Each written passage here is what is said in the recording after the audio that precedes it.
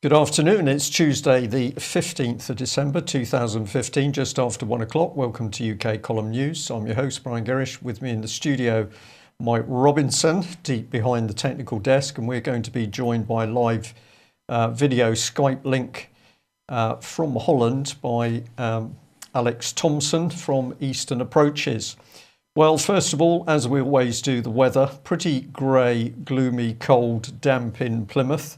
The reports are pretty similar from Wales. We've got bucketing down in Pembrokeshire and overcast in Rhondda, and Manchester is just looking a bit dark and gloomy. But of course, we shouldn't be worried about the weather. We certainly shouldn't be worried about climate change, although perhaps there's a few posters on the continent trying to persuade us we should be very frightened. More of that later. What we should be concentrating is the dark and very dirty deeds of our own politicians. Mike, over to you. Well, the question is this a follow-up from the type of activity that was going on with Brooks Newmark in 2013? So here we've got Tobias Ellwood MP, who many people won't know is the Middle East Minister. And he is over visiting the Iraqi Foreign Minister at the moment. And, well, of course, everybody knows that Iraq are pretty unhappy with the fact that Turkish troops crossing their borders, US sending troops over. In fact, if you look on the Zero Hedge website, they have published an article really highlighting what's going on, because they're asking the question, does the US have a secret non-negotiable plan to send 100,000 US Saudi troops to Iraq? And they're talking about a coalition involving troops from the US, Saudi Arabia, Qatar, and United Arab Emirates. They point out that RT has quite a bit about this. I'll just quote a bit from the RT article. It says, during a meeting in Baghdad on November the 27th, this is Senator McCain told the Prime Minister of Iraq that a number of senior Iraqi cabinet and military officials that a decision had been made which was non-negotiable. And this was claimed by the head of the opposition movement in Iraq. She said that 100,000 foreign troops, including 80,000 from Saudi Arabia, the United Arab Emirates, Qatar, and Jordan, and 10,000 troops from America will be deployed in the western regions of Iraq. So with Turkey on one side of Syria and 100,000 coalition troops of a form on the other side in Iraq, and of course, let's not forget Israel itself. It looks like the Greater Israel Project has just shifted into a higher gear. And as I was pointing out last week, with MP rhetoric in the UK full of these borders are artificial constructs anyway, and alongside the mainstream articles over the last couple of weeks informing us that ISIS has a constitution and that and ISIS also has tax raising powers, we can see where this is heading. So the question is, will Russia stand by and allow it to happen? I wouldn't think so, Brian. I wouldn't think so either, but perhaps Alex is the man to bring in on this one. What are your thoughts, Alex? The Russians take a multi-generational view of European security. In fact, so do the Chinese, for all that they're not even in Europe. It seems to be only the Europeans that think that politics is a matter for the here and now, or in that famous phrase that a week is a long time in politics. You won't hear such talk from a Russian. So no, I don't think the Russians will stand for that, because they're thinking about the next century or two. It is remarkable, the constant meddling, isn't it, by UK, well, of course, USA as well, but we'll stick with Britain. No country in the world, it seems, is safe from advice and meddling by British politicians. Do you think there's some significance with the fact that it's Mr. Ellwood who's the man who's now doing this? To be frank, I'd never heard of Mr. Ellwood. I'm seeing a couple of people talking about him in the chat box here. But the more obscure the gentleman pursuing a British policy aim, the likelier it is that interests are at stake. And before people pounce on me, I'm not meaning Jewish as a code word for interests. I mean interest in the broadest financial and geopolitical sense. I think that the further east you go, well, I don't think it, I know it because I've travelled. The further east you go, the more Britain has its old-fashioned cachet of perfidious Albion. Okay, it was the French who invented that epithet for us, but if you go as far as Persia, Iran these days, or Russia, or India, then Britain is just a byword for meddling where it doesn't belong. Right. Well, I suppose we should say at least Mr. Elwood has his clothes on while he's doing his diplomacy overseas. So perhaps he beats Brooks Newmark in that respect. Might take us on to Mr. Putin. He's coming out with some very interesting policy in Russia, which we could do with a bit of the same here, I think. Yeah, I'm demanding Putin for Prime Minister. Get rid of Cameron. So he's giving the Russian constitution priority over international court rulings. And this is really an attack on the European Court of Human Rights. So he signed into law a bill, according to RT here, which allows the Constitutional Court to overrule the decisions of international courts if such decisions contradict the principle of supremacy of the Russian constitution. That is something that you'll never see happening in this country in these days. And as I say, it's particularly with the European Court of Human Rights in mind. Of course, Russia not part of the European community, but nonetheless, there have been some European court rulings which the Russian Constitutional Court felt it had to step in and say these do not take precedence over constitutional court rulings. So that has now been signed into law in Russia, and he at least protecting his nation's sovereignty, unlike our own elected leader, if that's what he is. I'll ask you a question, Mike. Do you think that Putin is seeing right through this globalist agenda that's coming in? I think a lot of people worry a lot about things that are said or comments that are made, but it's what people do that counts, and I just see Putin protecting his interests at every opportunity. Right. Well, bearing in mind what Mr. Putin's done in the background, let's come back onto the subject of Justin Welby, Archbishop of Canterbury. And of course, we had exposed that he was busy participating in a study which was to do with religion and beliefs in public life. Well, actually, he'd been part of the organisation which had commissioned it. But we were also pointed at this clip from the Ecumenical News, Justin Welby embarrassed about the Church of England pay being below the minimum rate. So here we have Mr. Welby with without Mark Carnage is the only name I can remember, which of course is Mark's description for Mark Carney. We got there in the end. And Mrs. Lagarde as well, and I think the chief executive of a very big hedge fund. I'm afraid I can't remember the other gentleman's name. But there's something about this picture. Mr. Welby seems remarkably comfortable with these very, very, very high wealth individuals. He's certainly not turning over the tables of the money lenders. It's almost as though he's enjoying hobnobbing with the people who are at liberty to create money from nothing.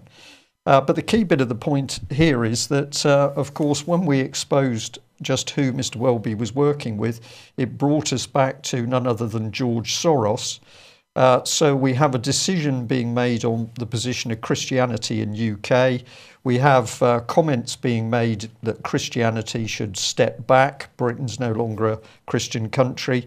And we should also change our constitution to reflect this. Who's driving the policy? Well, in the background, we've got Saudi Arabia, Qatar, and George Soros. This is exactly the sort of interference which President Putin seems to be protecting against. Alex, any comments on this one? Because I know you're interested in matters to do with the church and Mr. Welby, probably. You know, Brian, the key to understanding Welby is his university background. Now, I'm sorry to say that I share the same origins as him spiritually, which is Cambridge Intercollegiate Christian Union, or CICU is the acronym, CICCU, which is the Christian Student Union at Cambridge University. And for the first half of my undergrad career, it seemed that I was destined by Anglican powers that be to be shaped in this kind of vicar factory that eventually churned out the likes of Welby. But they seem to have decided in the end that I wasn't biddable and malleable enough for them. Well, CICU is the oldest Christian student union in the world. It was founded in 1877, and it has a sterling history in sending out missionary bishops and what have you. But I'm afraid in the latter years, it seems to have become, my personal experience and that of many of my friends, is that it churns out a particular mould of not very original and not very daring ministers. who are catapulted into the wealthier parishes of the Church of England, the stockbroker belt of churches, largely in Surrey and also the ones in South Manchester, from where they become Anglican authorities, really. It's about controlling the funds channeled into the Church of England by the larger evangelical congregations and making sure that those men end up at the top. There is, as you pointed out, Brian, a surprising amount of ease and comfort with wealthy men in KICU, and that really, if you're not careful, shapes the rest of your Christian life, this attitude that you need to rub shoulders with the wealthy instead of denouncing them. Right. Well, I was amused reading that article that the main topic was what the hourly rate was for people working for the Anglican Church. And I think even in central London, it was £6.75 an hour or something like that. So there's no talk about the massive international fraud of the banks, money creation, putting all the African nations into debt. There's nothing about that. It's just almost as though he went and had a few glasses of champagne with those people and they told him off because he wasn't paying people in the church enough. But I did read the article quite quickly, so I may have missed something. Well, Guido Fawkes is also on a similar trail, not to do with Justin Welby, but the fact that he's worked out that everything to do with the forthcoming in or out vote on the EU is being fixed. And he's picked up IPPR here, who he's discovered are busy pushing all matters EU, claiming they're independent, of course, but accepting funding from EU. So here is IPPR's website. It says it's the UK's leading progressive think tank, and the important words, we're an independent registered charity. Just make sure people can see it's their own words. But what has actually been going on, if we can bring it in, should be coming here. Here we are. They've actually received, about £150,000 from the EU. But when Guido Fawkes called them up and said, are you funded by the EU? They initially said no, till he pointed out they were, and then they started to bluster.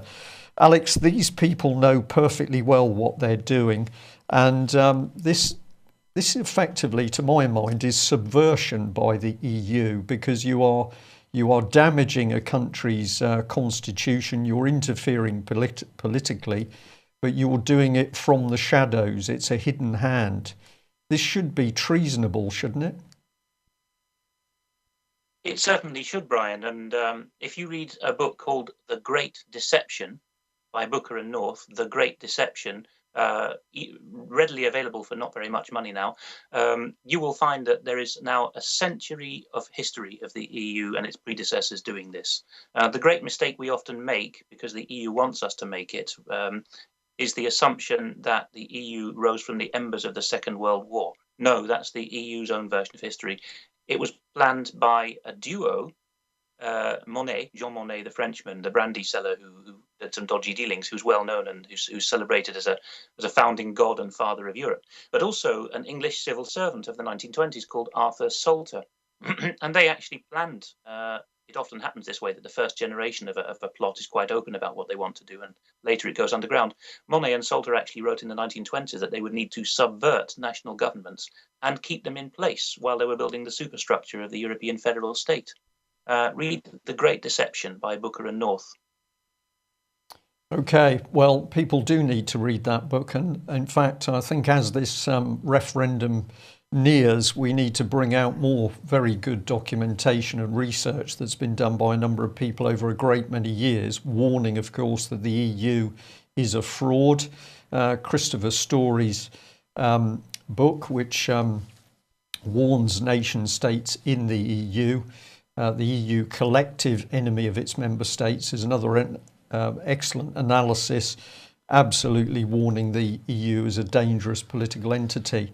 Well, it's an EU referendum psyop, Mike, I think. Well, I just wanted to highlight this article. I'm not going to say very much about it other than just to take interest at the graph, the green line showing people that would like to stay within the European Union, and the red line showing people that want to leave. Whether you believe this or not really depends on how much credence you put on the average poll. But nonetheless, it's interesting that they're saying it's a 50-50 split at the moment. Although you notice that the 50-50 split is actually 20% of the electorate on each side. So, isn't that, sorry, that's 40% of the electorate on each side. So that's, there must be 20% of people in the undecided camp then, according to this particular poll. But nonetheless, a number of articles in the Telegraph today on this issue, MPs coming out and saying that Cameron, in order to take us out of the European Union, would have to renegotiate treaties, and that there's absolutely no possibility of that happening before the vote at the end of 2017. But now that they've decided to hold that vote, they've passed. The bill has passed. They will. They are on a clock now to try to get things in place. But as we've said on many occasions, there is no intention to bring Britain out of the EU. There is no intention to sort of defederalise the EU. Quite the opposite, with more closely tied federal organisations within the EU, including the EU Army. Mike, I've got to say, my personal opinion is those statistics, the whole thing is a scam to lead people to believe that it's very close. That's not what I pick up by talking to people. I've yet to meet anybody, we'll certainly say outside of London, that seems to like the EU. There's an inbuilt hatred of it. These polls, I think, are just simply created in order to steer public opinion. Alex, what's the view in Europe at the moment? How does Europe see the forthcoming referendum? Do they think that it's 50-50, or is the European opinion that it's the British are going to say no? The first thing I'd say, Brian, is that the average citizen of a continental country isn't so much as aware that there is going to be a British referendum, because their national newspapers and TV channels don't see fit to tell them. Now, there's a couple of exceptions. The more Eurosceptic countries, the Netherlands here and Denmark, for example, do have press articles about it. And because they are mercantile countries like Britain, their attitude is, well, jolly good for the Brits. We hope they get a good settlement. But I'm afraid that tends to be overridden by this professional Mandarin class. In all the TV channels, the newspapers, even niche newspapers like the serious Roman Catholic papers and the serious Protestant papers, which the Netherlands still has, there might be individual journalists who think that the British have got a raw deal and should either get out or renegotiate. But then what eventually becomes the editorial line is one of these hackneyed arguments that Britain gets far more back than it puts in. And seriously, that's what the Continentals often believe. I had a Bavarian flatmate when I lived in the former Soviet Union 15 years ago, and I told him, because I was of the same opinion even then, that the EU was a giant scam, and he was genuinely befuddled by that opinion. He said, but surely Britain is getting money out of the EU. And I said, no, Britain is the second biggest net contributor after your own dear land of Germany. He couldn't believe it. He'd been brought up all his life by German public institutions to believe that only Germany was a net contributor, and that all the other member states, other than Germany, were sucking money out of it. So that's a clue. That's the kind of mentality that the continental elite would like to keep their people having. But I'm afraid these days, with cross-border communication, subtitling of YouTube videos, and visits to the continent by Daniel Hannan, Nigel Farage, and many more, this deception won't go on much longer. People will realise that the British do want to get out. Alex, thank you for that. Remarkable, though, isn't it, that effectively here in UK we are censor. News coming out of Europe, much of it is censored. We only hear the sort of sound bites that the BBC wants us to hear and see. We don't see anything of trouble on the streets. German problems with immigration at the moment. And you're saying, well, it's actually censored back the other way because you don't want to tell the Europeans too much about what the feeling on the ground in UK is, because this could upset the apple cart as far as the European project. This is political manipulation, isn't it?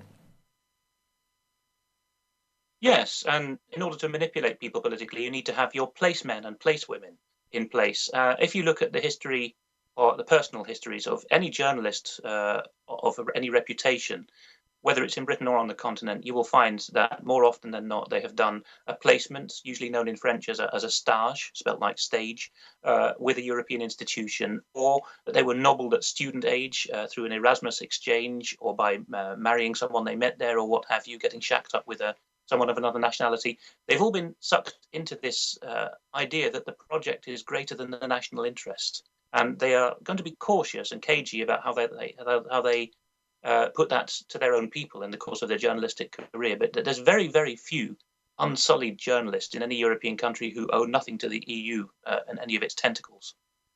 Okay.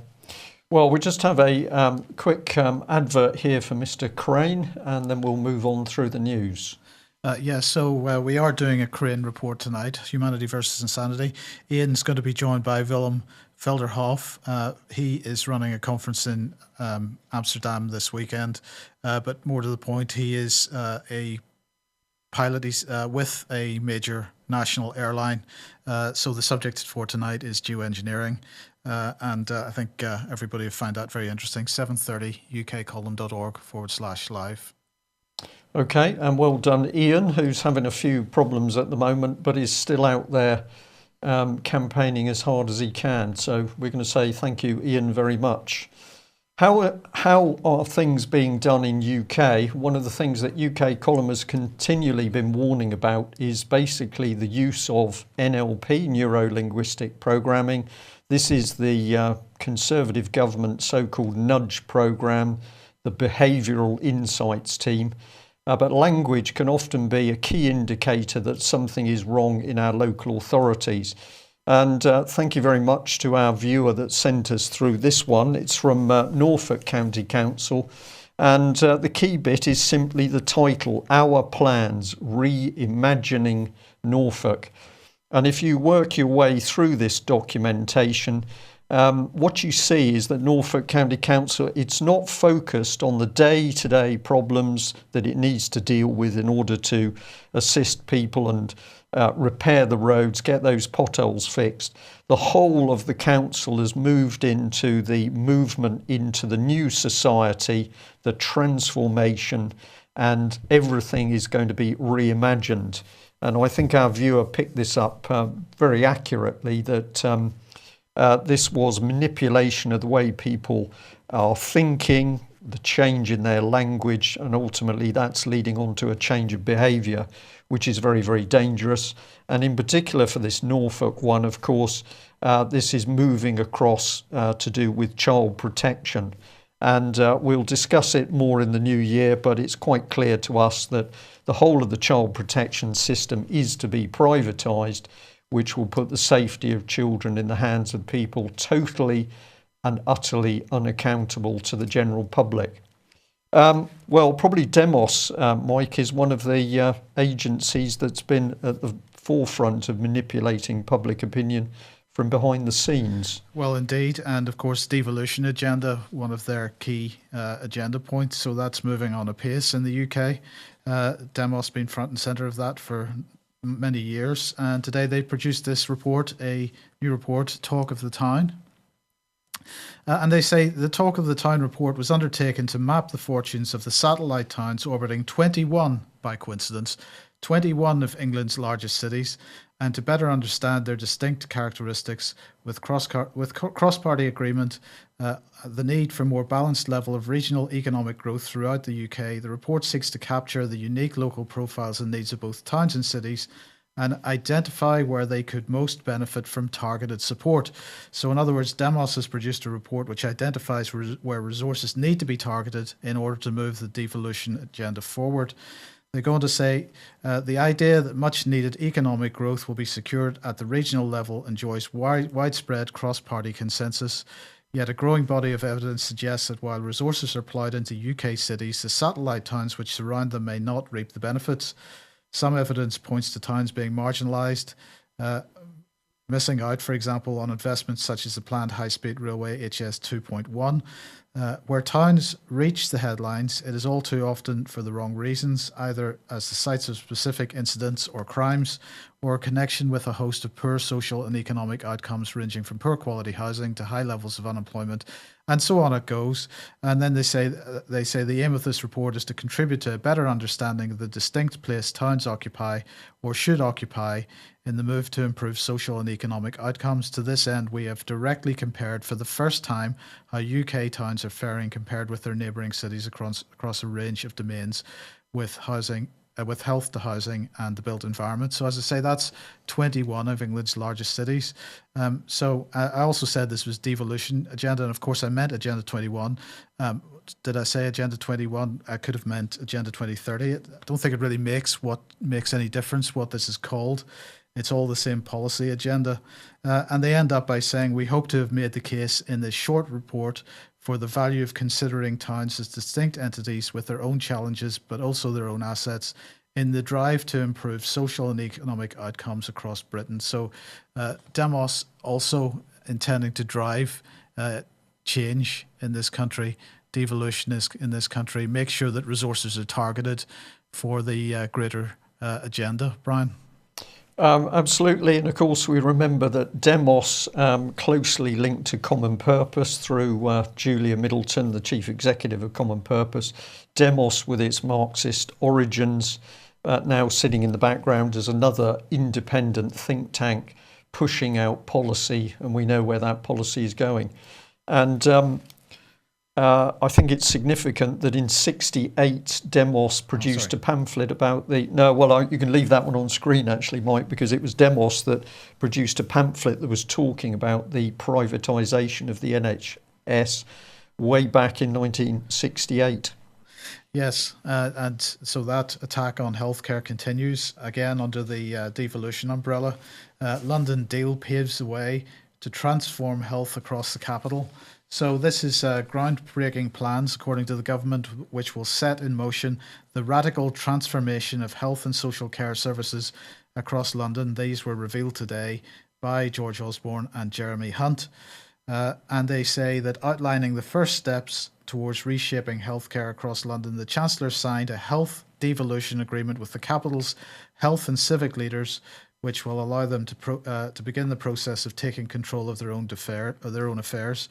And they produced a health devolution agreement, and it begins by saying the London partners' groundbreaking plans for transformation, for transforming health and care provision across the capital are strongly supported by the government and national health system bodies.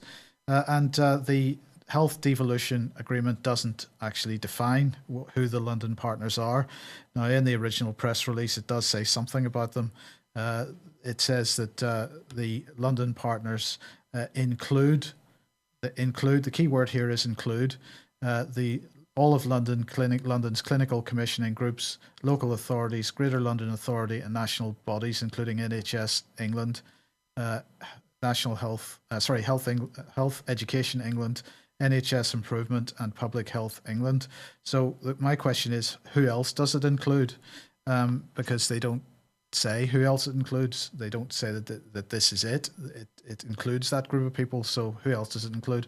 And really what they're talking about here is a bunch of pilot projects, which could very well lead to various forms of privatization.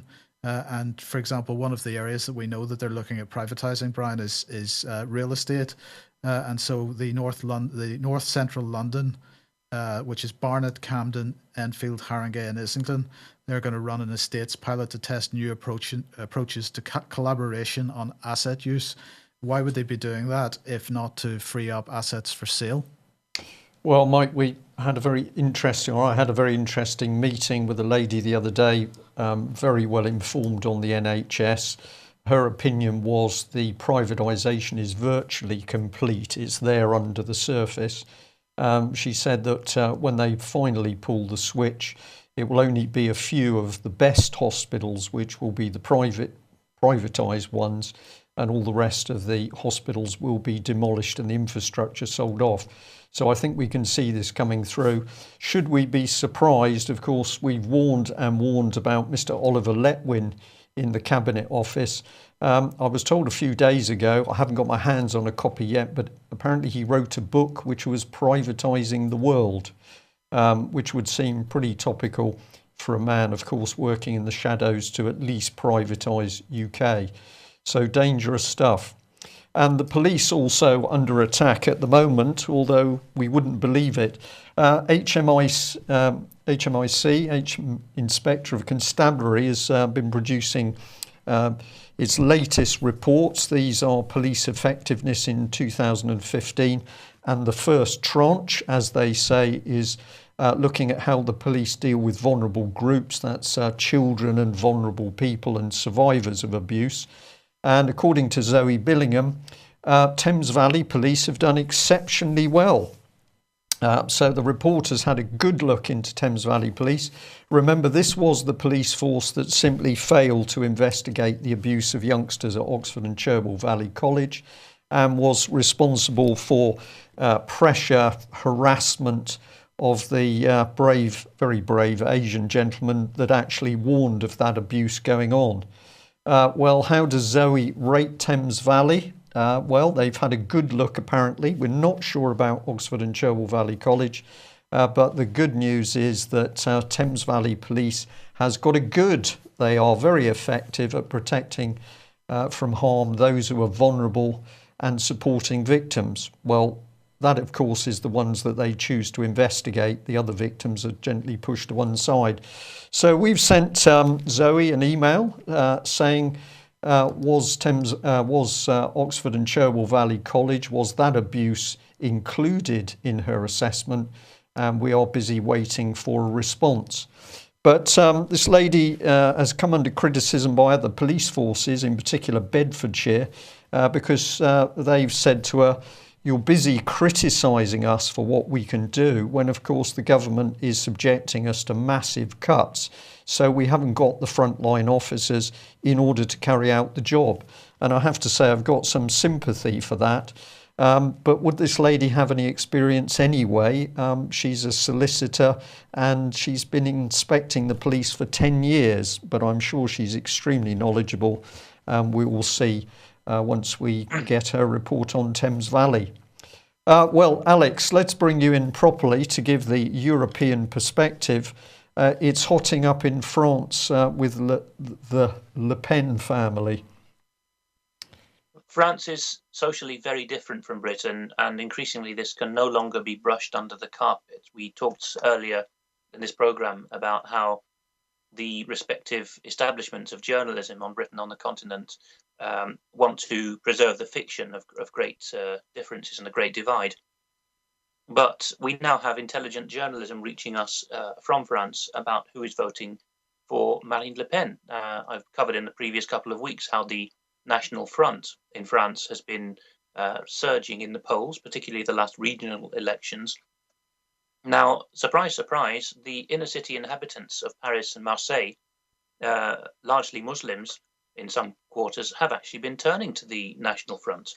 Surely that is a no-no. It's unthinkable if you just read establishment journalism, because the National Front is a bunch of bigots and racists. No? Well, actually, it doesn't appear to be the case. The Muslim voters of the French cities have told some journalists that Hollande and his previous supposedly right-wing, his predecessor Sarkozy, are a pair of clones and they never change anything. And they say to the journalists, left and right have failed us. We'd like to see Marine Le Pen in the Élysée, the French presidential palace. Perhaps she'll do something to improve our lives. They have failed. Here's a bit of the article then. The governing Socialist Party has helped to drive some French Muslims into the arms of Marine Le Pen. Firstly, their legalization of same-sex marriage in 2013 angered many Muslims, and the leader of the Front National has promised she will repeal the law if she becomes president in 2017. So there's the first fiction busted, the fiction that Britain is Christian and France is secular. Well, on paper maybe, but what British party is promising to repeal recent tinkering with marriage? Then, says the Spectator, there is the unemployment, the crime and drug gangs that blight many of France's more deprived suburbs, turning some into virtual no-go areas for police and leaving many law-abiding Muslims feeling trapped and abandoned. And I think that in every European country, insufficient attention is paid to the fact that Muslims are about the most law-abiding people you'll find. According to a local community worker in Saint-Denis, which is the part of Paris where the riots happen and where the supposed terrorist sympathy is, A number of elderly residents in the Muslim community have thrown in their lot with the National Front. At first, says the social worker in an interview with Le Parisien, I thought they were being ironic. But no, they're serious. They've had enough of the noise and the insecurity.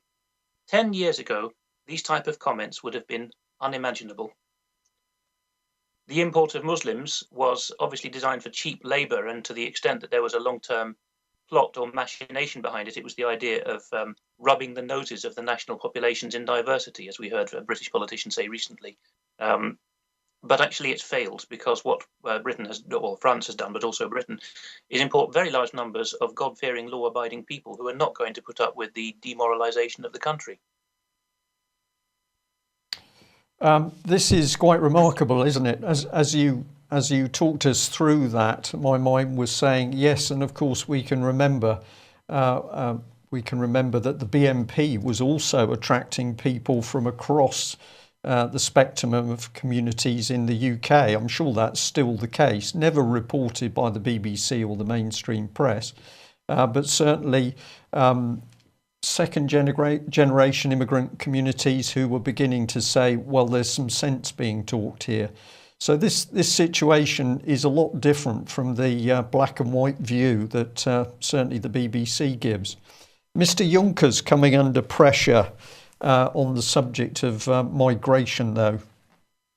Yes. Do you remember back in September we were told that Britain was the odd one out and every continental country wanted a fair share system for migrants? That was pretty much what was being said in September, wasn't it?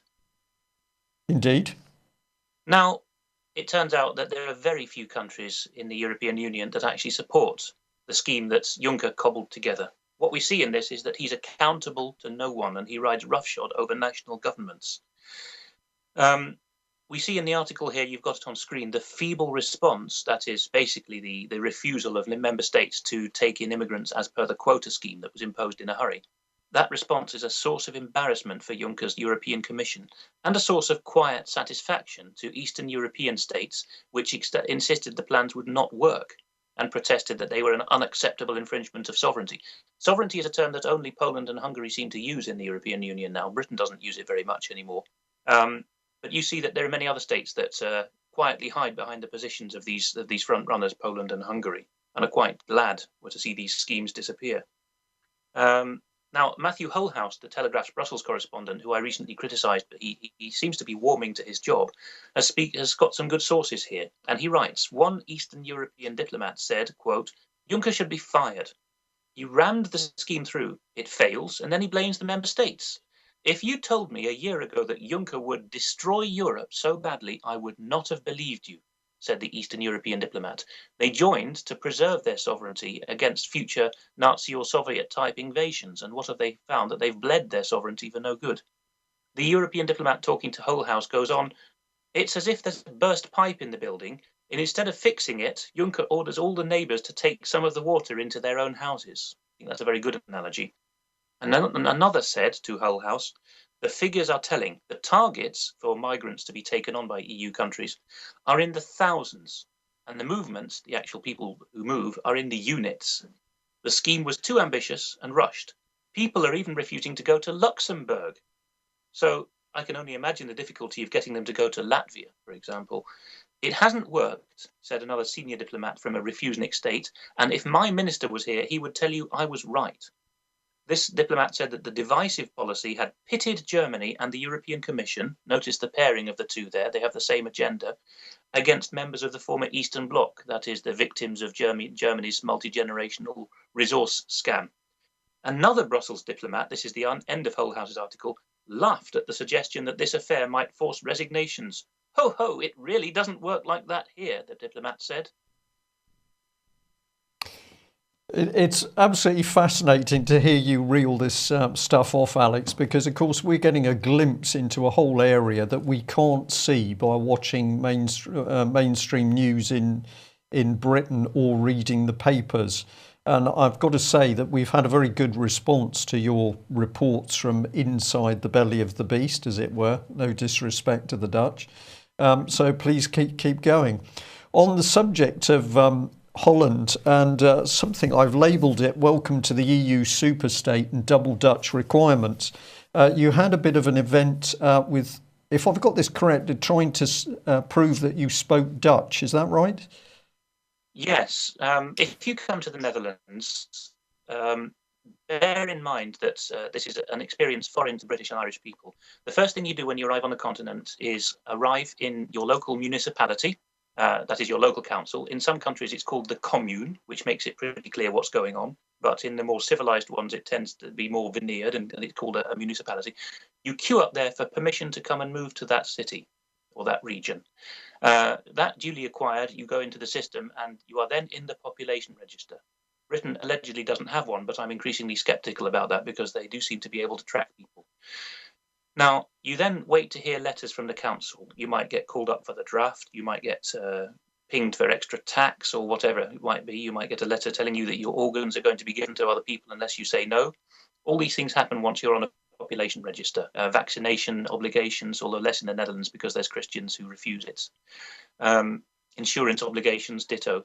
Now, in this case, what happens is if you're a foreign citizen, you have to undergo an equivalent of the Life in the UK training, which the Netherlands has as well. There is an exemption if you can prove you already speak fluent Dutch. And so I responded to the council saying, I do actually speak Dutch. You should have proof of that. I said, because I've come several years ago. Oh, yes, they said, when you were registered, you didn't actually provide a proper birth certificate. You provided an original birth certificate, and that is no good because we want a recent copy, because on the continent, they assume that the most authoritative copy of a document is one recently given because it comes straight from central records, never mind if it's original. So you're certainly not believed, and original documents are no good. It's what the government says about you on the moment, at the moment of issue that matters. So, okay. Prove you're born. So I go and get my British birth certificate, a recent copy from the register office there. I have to get an apostille on the back, which is a document agreed in the 1960s, a kind of a stamp on the back, which says this is a real document from a country. And the Dutch accepted that. So, okay, now we accept you're born. You were born. But what about speaking Dutch? Well, that's no problem, I said. I can prove that because I have a postgraduate diploma in Dutch interpreting. It's from Belgium, the country next door, so I used to have no problem with that. Do you have arrows at this point to show what's going on? I do. Let's bring in the first one on the screen. You'll have to give me the nod to move through. So this was the first bit. The Dutch requirement proved why you should be exempt from a Life in the Netherlands course. And as you've said, you're exempt if you can prove that you speak Dutch. So the Dutch requirement is, first of all, you've got to prove that you were born, and that's the birth certificate there. And where does that go? Now prove that you can speak Dutch. You've come back on to that one. Yes, and we'll keep the arrows on slides while I talk through this. So I've now told them that I have a a foreign country diploma in Dutch from the country next door. The Dutch and the Flemish, who are half of Belgium, actually have educational cooperation on Dutch language matters. So they're very closely connected. And there's also, within the EU, there's an arrangement called Benelux, of course, which means that they effectively respect each other's documents. However, apostilles are required. So these stamps, and this sets me thinking, the United States consists of 50 states. And if you move from Montana to Maine, your driving license, driver's license, as they say in the States, is respected. So is your educational qualification and so on. There's no reason why the EU couldn't function the same way, because you just need to give people a list, as they do in state offices in the US, of how the other states' documents look. But no, we have to preserve the fiction that these are foreign countries to each other to keep the European peoples happy. So the apostilles, they also provide a nice earner, of course, to the people who stamp and sign. So I then go off to Belgium, and I front up at the Federal Belgian Office, which gives you these apostilles. There's one office per country. In Britain, we have one in Milton Keynes, a spin-off of the Foreign and Commonwealth Office. And I do as I've been told on the website, which is I go there with my documents, prepared to pay my €40, and I get there just before closing time on a Friday, which is noon. They only do mornings. And the first thing I ask the gentleman is, what are your opening times? He said, until New Year, mate, it's 9 to 12. After that, it's anybody's guess. I said, it's just before 12, so I'm in time, aren't I, to get these documents apostilled. He takes one cursory glance at them and says, no, these are Flemish documents. The community of Flanders has to prove that these documents exist first. So that means I have to wait the weekend and troop off the following Monday morning to the Community of Flanders Ministry. And what a revelation. Instead of a dingy building, this is a building that actually belongs to a people group. That's the crucial difference. Belongs to a cohesive group called the Flemish, who would otherwise be a nation if they weren't in Belgium. And so it's a brand spanking new building. Well, actually 17 years old when I asked, but it looked as good as new because it's well maintained. It's a rarity in Brussels. It's actually someone's responsibility, you see this building, sitting there beside the Gare du Nord. And I go in there, and what's the difference? Instead of paying €40, it's free. I'm shepherded upstairs by very smiling, friendly ladies. In the lift, they're playing Germanic folk music, cheerful kind of parum-pa-pum music, which reinforces the impression, aren't we glad to be Flemish? Isn't it nice? And I step out, very cordially received. And the lady who does the legalization is training two young ladies not long out of college. And she says, now, girls, this is what we do. We look at the signature. Fine, all in order, signed, stamped. There you go, Mr. Thompson. Have a nice day. And that's not the end of it. I then have to go back to the federal Belgian office where I'd been sent on Friday to say, here's my document. I then noticed, because it's much more crowded than the Friday, that the place is full of poor Arabs and Africans being treated abominably. And, in Britain, at least, we still have the decency to talk to people nicely at a government office even. But here people are being told, stay behind that line. No, go away. You're at the wrong place. Go now. The security guards are G4S at this place. They're behaving as though they were employees of the federal government. Then I noticed I can't pay cash because there's a big sign on the wall saying the Kingdom no longer accepts cash since the 1st of July. It's not legal tender. The euro cash is not legal tender for debts to the Kingdom of Belgium. Finally, I wait my turn and I get my stamp. Then I have to trot back to the Netherlands, which I haven't done yet, and I have to submit that to my city council. And it's up to His Gracious Eminence, the Mayor, happily we have a very good one in Dordrecht, who will decide whether or not this document qualifies me to be exempt. Otherwise, I'm back to square one and I have to go and sit through a life in the Netherlands course. And this is what we're desperate to get fully involved in, a system which works like that. Well, whatever's going on with Belgium not accepting cash as legal tender, the Swiss are apparently getting a bit hot under the collar. Yes, you've got here, the same copy exists in several Swiss journals. I don't know how that happens, but it's telling us that the federal president, Simonetta Sommaruga, received a tip-off from a foreign authority. It took a Japanese outlet to actually tell us that this was probably the CIA, or was the CIA. But the Swiss haven't said that. They've just said that they have received a tip-off. They've passed it on from the central federal government to the cantons, nearly 30 of them in Switzerland. And the key thing is that the federal president said there are no indications of any particular terrorist target. But we forwarded the stuff to the canton. She said they will have to verify it and take action. And it's one of the loosest and freest countries in the world, Switzerland, in some ways. But here you have it, you see, because of the terrorist threat, vague and undefined, we have to have close cooperation between the federal centre in Bern and the cantons, which jealously guard their independence. And I read in this article that even a youth procession, which was nearly banned, eventually took place under heightened security. So even a mass armed country like Switzerland is quite frightening for these young people to go through the streets with presumably men with guns waving around near them. So I'm afraid Switzerland is being got at. Alex Jones says that they and the Americans, well, possibly you could say the Finns, they're the three countries in the world where the right to keep and bear arms is not infringed. And I suspect that what's going on here is that the Swiss are going to be struck off that list. Right. Well, if that's the state in Switzerland, what is going on in this picture? Yes. This is Yatsenyuk, better known to the plotters of the US State Department as Yats. He is the slight gentleman being hoisted into the air by his unmentionables. It's Russia Today, of course, which showed this clip with great glee. You'll see it all over the internet if you look for example, Rumble in the Rada, RADA, which is the Ukrainian parliament. He was telling Ukrainian MPs at this point, basically, that he didn't give a fig for opinion polls. His opinion poll rating is down to 2%. Which means that the ethnic Ukrainian western half of the country has fallen out of love with him as well. He was installed by, as we covered on the UK column, Victoria Newland of the US State Department and her husband Robert Kagan of the Project for a New American Century and other nasty types like that. And if you remember, the Russians released an intercept of Newland blithely saying, "We're going to install Yats as prime minister when this coup is pulled off."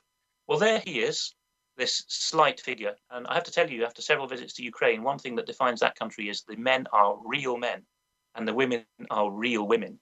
That's really what makes Ukraine so different from the rest of Europe. And so at this point, martial arts experts among the ethnic Russian MPs had enough of this wittering on about, "I don't need popularity." The arrogant subtext was, "The Americans will back me whatever I do." And so he marches to the front and presents him, ironically, with a bunch of roses. Now, what's not said here in journalism, but I can tell you it's the case in Ukraine and Russia, is if you give a bloke a bunch of roses, that's not the same as doing it in France or the Netherlands, where it's a kind of cultured sign of appreciation. If you give a bloke a bunch of roses in a Slavic country, you're saying, "You're a woman. No, you are America's something that rhymes with glitch." That really is the message, especially because his handler was Newland, a woman. So there he is, hoisted out of the tribunal where he's speaking by his unmentionables high into the air, and one of Ukraine's famous parliamentary brawls starts. Well, fantastic. I know we've got lots of smiles about that, but the underlying events are, of course, really serious. And Estonia, which you're going to mention here, really emphasises this. I'm keeping a little bit of an eye on the time, Alex. You've got some excellent photographs you want to go through. If we don't get all of those done today, perhaps we might be able to invite you to be with us on Friday. I don't know what your programme is. We just organise schedules live on air. But first of all, let's have a look at this Estonia one.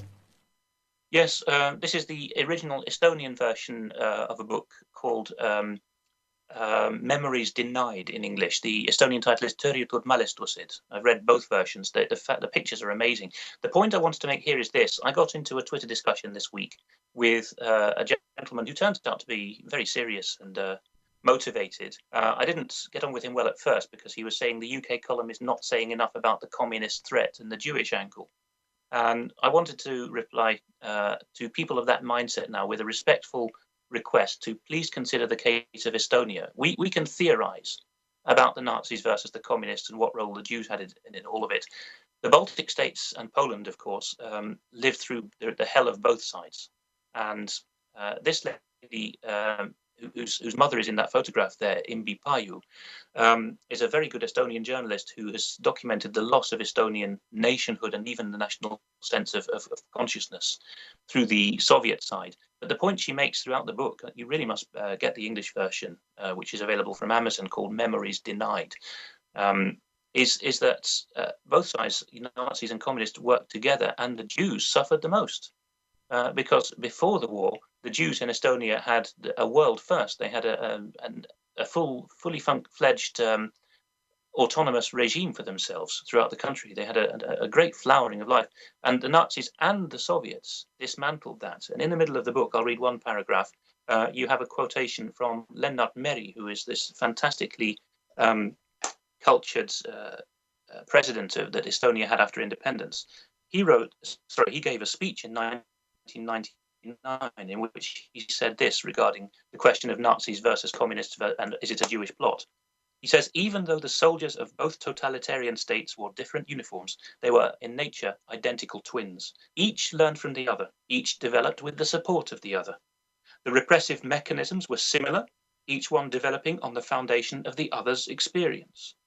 It's no great difference whether the enemy was described as an Untermensch by the Nazis or by the Soviets as a representative of a hostile nation. That's what the Estonians were called. There's no difference whether the state economy was led by a state planning committee or by the Albert Speer committee. It is not a big difference whether the dictator is called Der Führer or Vozhd. That was Stalin's term. Learn from the Estonians' experience. They're only 1 million people, but we can learn so much from them to avoid misery for hundreds of millions of others in Europe. We can't react against the Marxist plot in Europe at the current day by falling into the arms of neo-Nazi rhetoric. It'll do no good because both of these systems are both sides of the same coin, and Jews are the victims of both sides, not the perpetrators. Alex, thank you very much for that. We know that these are subjects which people are very, very emotive about. There's a lot of information flowing around. My simple response is we've got to be very, very discerning as to who the bad guys are. And that famous phrase, by their fruits ye shall know them, is very, very powerful. Let's just end by thinking that as we watch this very, very devious EU superstate unfold, perhaps we've only got to look at the labels on some of the buildings to understand just what's coming.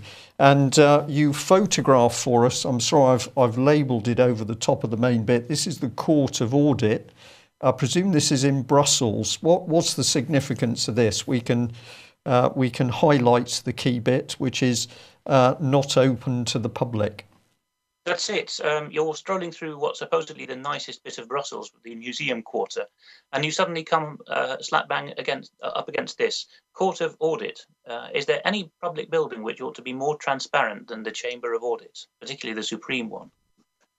And instead of actually having a situation of being open to the public, we have people basically being told to get lost. And you've got a picture of the doors there, very shabby. I was talking about the very well kept Flemish community building that belongs to a real community of people, a national community. This is part of the Belgian Federation, and like the EU above it, that doesn't belong to any nation, so it can be as unkempt as you like. Yeah, and we might as well end on the next one, which is this particular building, and you'd spotted European Conference on e-passports. This is the sign on the building. And if we have a look at that in a bit of detail, your point here is, who are these people that are now going to who are going to control the movement of people across borders? Those borders don't exist, though, do they? Well, this is interesting, isn't it? We've abolished borders, apparently, in the Schengen Agreement. And yet, if you look at the logos, you've got the Italian Interior Ministry, the Dutch IND, Immigration and Naturalization Department, a host of financial institutions, of high-tech people, lots of Scandinavians. Of course, they've got the interest, the technology and the money. It appears that borders have not been abolished. They've simply been dissolved at the national level, and they're going to be reinstated at the individual level, with all kinds of sophisticated ID cards. And that is a frightening prospect when we know that ultimately the people who are controlling the political agenda are very dark and dangerous. On that point, we will end today's news. Alex, thank you very much for joining us. I'm sure there's going to be some debate going on in the chat room after we've finished. We will be back same time tomorrow. And as always, if you enjoy what the UK column is doing, we are trying to fight the political agenda that's unfolding very quickly now in UK and indeed in Europe. If you like what we're doing, please consider subscribing or making us a donation. And thank you very much to the people who sent us checks over the last few days. That was very kind of you and much appreciated. Thanks for joining us. We will see you tomorrow. Bye-bye.